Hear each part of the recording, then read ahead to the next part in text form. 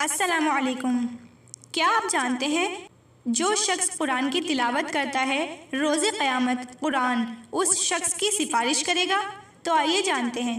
رسول اللہ صلی اللہ علیہ وسلم نے ارشاد فرمایا، قرآن پڑھا کرو کیونکہ قرآن روز قیامت ان لوگوں کی سفارش کرے گا جو اس کی تلاوت کرتے رہے۔ ایک اور حدیث میں آتا ہے کہ رسول اللہ صلی اللہ علیہ وسلم نے فرمایا، تم میں وہ شخص سب سے بہتر ہے جو قرآن سیکھتا ہے اور سکھاتا ہے، یعنی سیکھنے والا بھی سب سے افضل اور سکھانے والا بھی سب سے افضل۔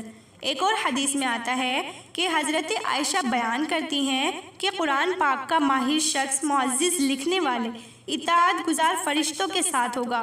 حضرت عائشہ فرماتی ہیں کہ جو شخص قرآن کو اٹک اٹک کر پڑھتا ہے، یعنی اس کو پڑھنا نہیں آتا لیکن پھر بھی وہ پڑھنے کی کوشش کرتا ہے اور اٹک اٹک کر پڑھتا ہے اور اس پر تلاوت کرنا مشکل ہوتا ہے، تو اس کے لیے دوہرا اجر ہے، یعنی اس کو ڈبل ثواب ملے گا۔ فار ایگزامپل، ہم لوگ نے قرآن نہیں پڑھا، اب ہم قرآن کو پڑھنے کی کوشش کرتے ہیں۔ جب ہم لوگ کو قرآن کی اہمیت سمجھ آ گئی تو ہم قرآن کو اٹک اٹک کر پڑھتے ہیں، تو حضرت عائشہ فرماتی ہیں کہ اس کے لیے دوہرا اجر ہے، کیونکہ ایک تو وہ اس کو آتا نہیں ہے پڑھنا لیکن پھر بھی وہ محنت کر کے پڑھنے کی کوشش کرتا ہے، تو اس کے لیے اس کو ڈبل ثواب ملے گا۔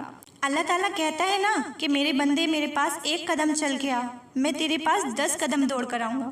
تو وہی ہمیں صرف کوشش کرنی ہے، باقی رزلٹ دینا اللہ تعالیٰ کا کام ہے۔ ہم صرف اللہ تعالیٰ کے قرآن کو پڑھنے کی کوشش کریں، سمجھنے کی کوشش کریں، پھر دیکھے گا ہدایتوں کے انبار ہمارے سامنے ملیں گے۔